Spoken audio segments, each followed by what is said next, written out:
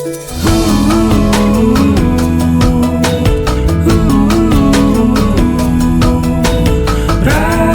TV untuk Islam yang satu. Assalamualaikum Ustadz Samsi Ali. Waalaikumsalam warahmatullahi wabarakatuh. Alhamdulillah, lama tak terdengar ini, pendengar banyak yang menanyakan ini. Alhamdulillah, sehat selalu Ustadz Samsi ya. Sehat. Alhamdulillah. Nah, Ustadz Samsi, pendengar ini perlu pencerahan ini di zaman yang katanya penuh dengan banyak fitnah ini ya. Kemarin di lokal saja kelasnya sudah luar biasa setelah Formula E itu terjadi. Banyak fitnah macam-macam lah, ada FPI abal-abal, ada deklarasi lain-lain. Tapi kelas dunia pun luar biasa pula. Dari India kita sangat sesak hati karena Rasulullah difitnah lagi ya. Nah, macam mana Ustadz Samsi, ini zaman sudah nubuatkah atau memang kita sebagai umat ini harus menggalangnya atau bagaimana gitu? Mungkin ada sebuah arahan Ustadz Samsi. Iya, jadi saya kira memang kita sedang teruji barangkali. Teruji ini dalam artian boleh jadi karena selama ini kita banyak lengah. Kita tidak banyak melakukan perbaikan-perbaikan yang seharusnya diperbaiki. Sehingga memang saya kira perlu diuji untuk diingatkan. Jadi ujian ini sebagai peringatan. Bagi kita tentunya yang senantiasa sadar dengan agama, ya pastinya ini adalah peringatan untuk melakukan lebih baik lagi. Saya kira apa yang kita lihat akhir-akhir ini, baik di Indonesia maupun di berbagai belahan dunia lainnya, harusnya menyadarkan umat ini bahwa kita harus melakukan lagi lebih agresif lagi, atau proaktif ya positifnya, dan melakukan yang terbaik lagi di dalam usaha untuk melakukan hal-hal yang seharusnya kita lakukan sebagai tanggung jawab dakwah kita. Ya memang tidak mudah karena di satu sisi tentu secara internal umat kita sedang teruji juga. Salah satu ujian terbesarnya adalah tercabik-cabik dalam persatuannya. Tidak ada persatuan, tidak ada kebersamaan. Tapi juga secara keluar saya kira kita juga semakin lemah atau dilemahkan, karena kalau kita melihat apa yang terjadi di Timur Tengah, misalnya kasus Palestina, maka posisi Palestina semakin lemah. Ini kalau kita melihat dengan penglihatan global ya, internasional, di mana negara-negara seperti Uni Emirat, Bahrain, kemudian bahkan Turki sudah melakukan hubungan diplomasi. Bahkan akhir-akhir ini ada komunikasi intensif antara Israel dengan Saudi. Nah ini semua tentunya menjadikan kita harus jeli. Sekaligus sebenarnya harus melihat ya ke depan kira-kira kemana arahnya sehingga bisa diantisipasi.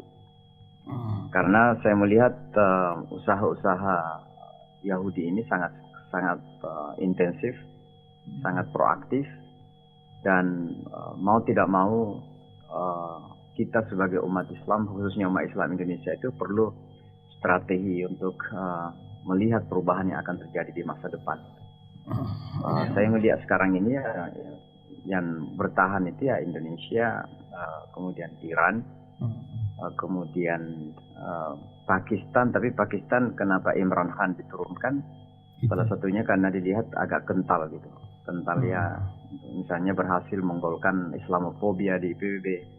Nah itu kan hal-hal yang dilihat cukup mengganggu bagi kekuatan lain gitu.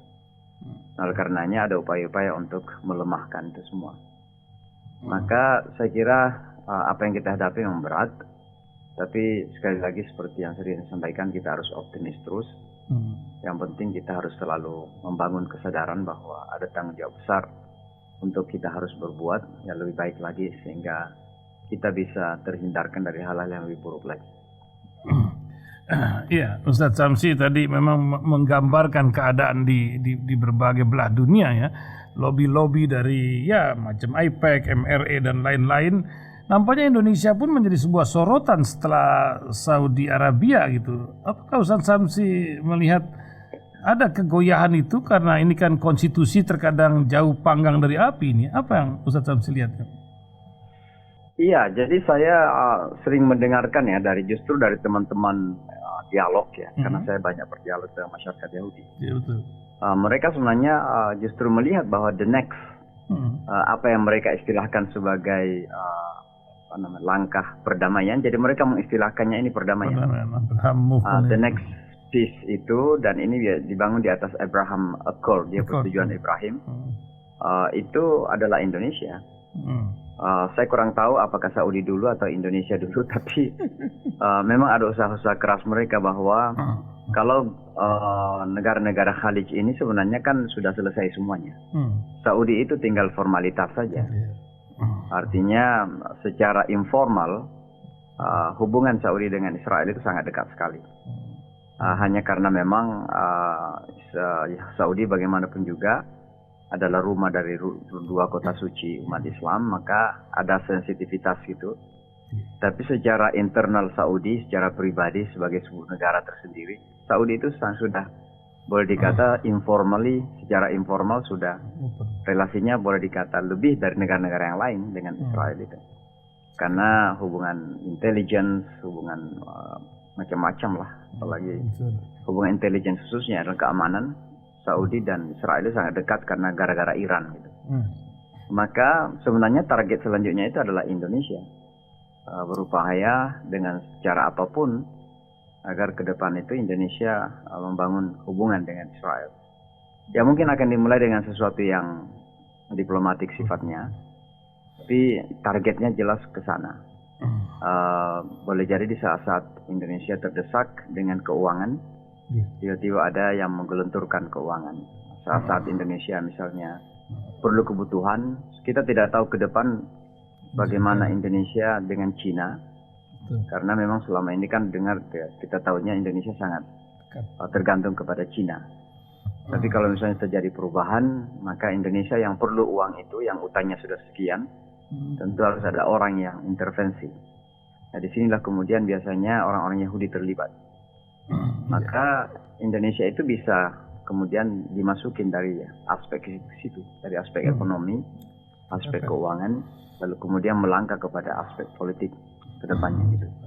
Tapi artinya memang Indonesia ini menjadi target utama sekarang ini, prioritas bagi mereka. Tentu karena Indonesia sebagai negara muslim terbesar dan negara yang cukup punya potensi, baik secara politik, secara keamanan juga di Asia Pasifik dan juga secara ekonomi. Maka tentu penting sekali bagi negara kecil Israel ini untuk punya hubungan, relasi dengan Indonesia gitu. Jadi ya ditunggu saja. Indonesia ini memang sudah menjadi target prioritas gitu. Hasbiyallah. Luar biasa.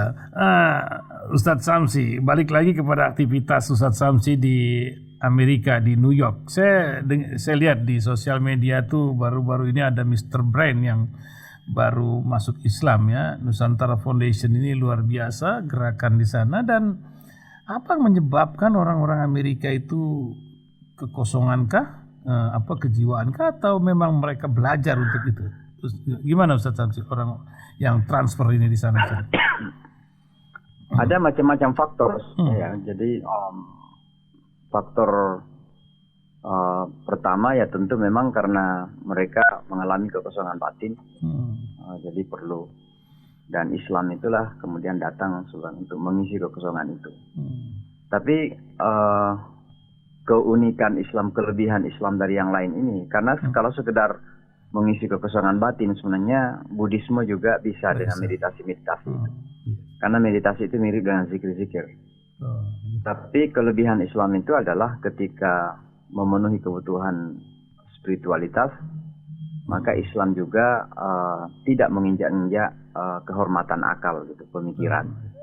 Maka Islam bisa mempersatukan antara hati dan akal. Itulah keunikan Islam, kelebihan Islam yang kemudian menjadikan banyak orang Amerika tertarik kepada agama ini, karena melihat bahwa di satu sisi Islam bisa mengisi kekosongan yang ada, tapi di sisi lain juga tidak menghambat kemajuan. Sementara yang lain-lain ini harus memilih terkadang. Harus meninggalkan agama untuk kemajuan atau meninggalkan kemajuan untuk agama itu. Nah, di sini keunikan Islam yang menjadikan banyak orang Amerika membuka mata dan melihat bahwa inilah agama abad 21 yang bisa menyelamatkan dunia akhirat itu. Karena kalau misalnya budaya yang dikembangkan secara ruh, secara spiritualitas bisa kuat, ya, tapi mereka kemudian melihat dunia ini penting. Maka kehidupan misalnya monk atau apa namanya itu pendeta-pendeta Buddha itu kan itu sebagai percontohan. Tapi kita kan tidak begitu. Maka Brandon misalnya yang baru-baru masuk Islam 2-3 hari yang lalu itu, salah satunya adalah karena melihat bahwa Islam ini bisa mengkombinasi antara hati dan akal.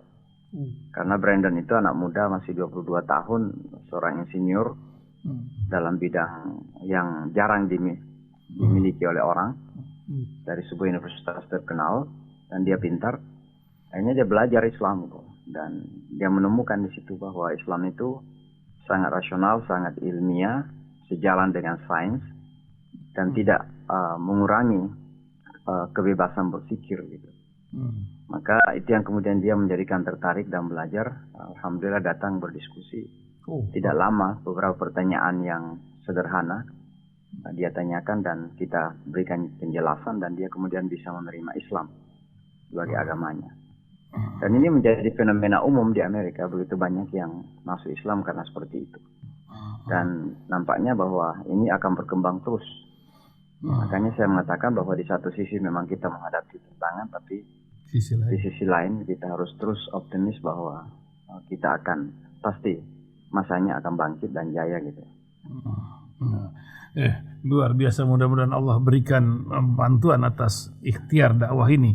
Sementara ikhtiar dakwah di Nusantara Foundation, perkembangan terakhir bagaimana Ustadz Samsi ini sebagai akhir bincang kita, Ustadz? Banyak yang tanya juga. Iya, jadi sebenarnya kita rencana untuk membuka program pesantren musim panas ya. Seperti tahun lalu 2 bulan. Tahun ini sebenarnya kita rencana 3 bulan, Juni, Juli, Agustus. Tapi ternyata setelah kita mengajukan izin, ada beberapa persyaratan yang harus kita penuhi dan kita belum mampu ke sana. Salah satunya adalah harus punya dapur umum. Jadi dapur umum ini harus didesain, harus dibangun, dan tidak seperti di Indonesia. Kalau Indonesia kan mau masak-masak belakang rumah pun nggak apa-apa kan. Regulasi. Di sini kan semuanya, ya di sini kan semua diinspeksi.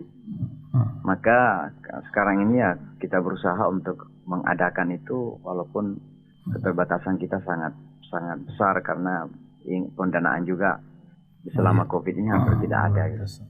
Jadi ya kita jalanin saja. Kita juga baru memiliki lokasi ini sekitar 3 tahunan, 4 tahunan. Saya kurang tahu sampai berapa tahun ke depan sehingga bisa terwujud. Tapi sudah namanya niat ya, kita niatkan dan kita jalanin. Maka di musim panas ini kita manfaatkan saja dengan beberapa kegiatan yang lain. Beberapa kajian-kajian, kegiatan sosial dan sebagainya di pondok kita. Pondok ini. Bagi yang ingin berkontribusi di webnya nusantarafoundation.com atau di mana Ustadz Samsi? nusantarafoundation.org. .org. Nusantara. Ya. Jadi boleh silakan hubungin sana ya. Bukan besarnya yang kita lihat, tapi itu bisa membangun tulisannya. berkah. Saya ingat waktu Pak. Terima kasih Ustadz Samsi pagi hari ini telah menemani pendengar di berbagai tempat. Assalamualaikum Ustadz Samsi. Salam.